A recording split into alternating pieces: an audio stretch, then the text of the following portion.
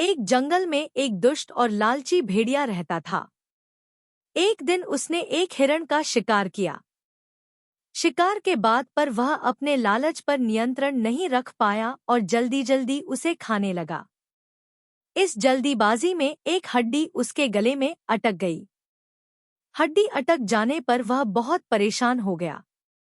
अब उससे न कुछ खाते बन रहा था, न ही पीते।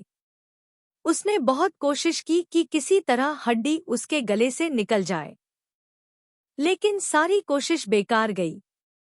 अंत में उसने किसी से सहायता लेने का विचार किया।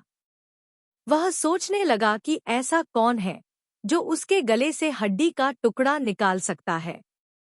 कुछ देर सोचने पर उसे सारस का ध्यान आया। सारस की लंबी गर्दन और चोंच थी। वह उसके मुंह में अपनी चोंच घुसाकर आसानी से हड्डी निकाल सकता था।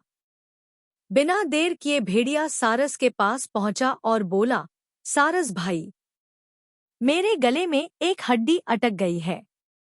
क्या तुम अपनी चोंच से वो हड्डी निकाल दोगे? मैं तुम्हारा बहुत एहसानमंद रहूंगा और तुम्हें उचित इनाम भी दूंगा। सारस पहले तो भेड़िए के मुंह में अपनी चोंच डालने से डरा, लेकिन बाद वे उसे भेड़िए पर दया आ गया और वह तैयार हो गया। भेड़िए मुंह खोलकर खड़ा हो गया और सारस ने उसमें अपनी चोंच डाल दी, लेकिन उसकी चोंच हड्डी तक नहीं पहुंच पाई।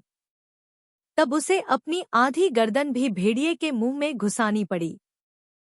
सारस की गर्दन मुंह में जाते ही लालची भेड़िए के मन में लालच जागने लगा। उस सोचने लगा कि यदि मैं इसकी लजीज गर्दन को चबा पाता तो मजा आ जाता, लेकिन उस समय उसे अपने गले में फंसी हड्डी निकलवानी थी, इसलिए वह मन मारकर रह गया। कुछ ही देर में सारस ने उसके गले से हड्डी निकाल दी। हड्डी निकलते ही भेड़िया जाने लगा। न उसने सारस को धन्यवाद दिया, न ही इनाम।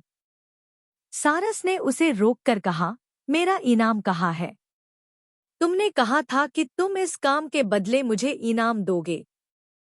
भेड़िया बोला, एक भेड़िए के मुंह में अपनी गर्दन डालकर भी तुम सही सलामत हो, क्या यह तुम्हारा इनाम नहीं है?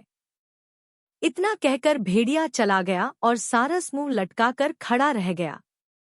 सीख, लालची और दुष्ट व्यक्ति से कभी कृतज्ञता या पुरस्कार की अपेक्षा नहीं करनी चाहिए।